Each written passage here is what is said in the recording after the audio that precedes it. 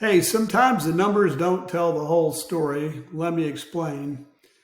Our number of pending homes this week in the Austin market is down a little bit from what we would usually see, yet the enthusiasm in the market is high amongst my fellow realtors that are the seasoned professionals that I work with. So let's jump in and tell you why we think the market is starting to do a little bit of a rebound. Okay. So let's just look at what is happening right now. We always look at the active listings. These are actives right here. New actives that came on last week, 1,104. Yet if you look at the pendings, you see how that slid down from 968 to 872, right? Well, that's interesting because the gap is a little bit bigger than it normally is, and it has been gapping.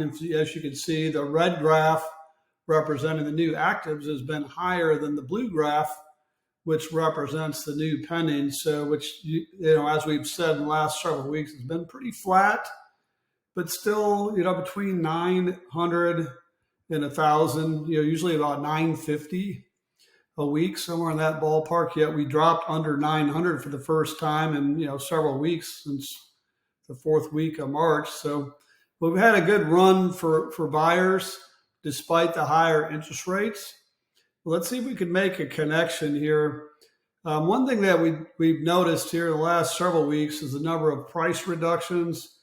We only have 10,000 homes on the market, so you're seeing the market kind of reprice itself in the numbers of 1,000 or above, even 1,300 or higher every week for the last several weeks. So what that's telling me is that the sellers that are serious are repricing their homes and they're selling because we're still seeing, 900 plus pending sales per week, except for last week where it took a little hiatus. Okay. So there's a dog trying to get into my office and he's in. Weeks of inventory jumped from last week from 11.28 to 12.57.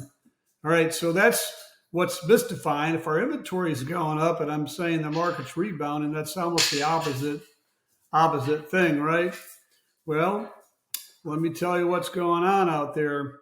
This is what's going on. Let's look at it real quick. Interest rates.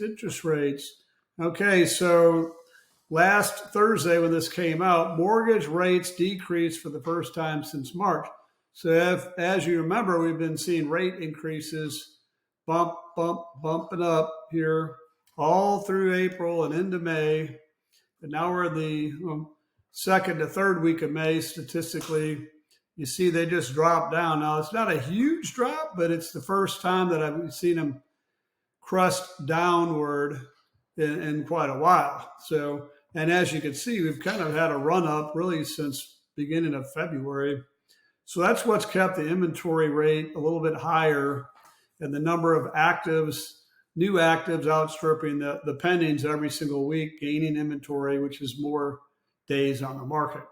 Now, the reason why I'm enthusiastic about the market is that I think this right here, weeks of inventory, this is probably as high as it's going to be, and maybe until the end of June, rather, going into 4th of July. So I fully expect, based on what I'm hearing from my colleagues, and how busy it was on Mother's Day weekend this year, that statistically this is going to show up until next week. So let's see what happens next week. I'm still enthusiastic about the market.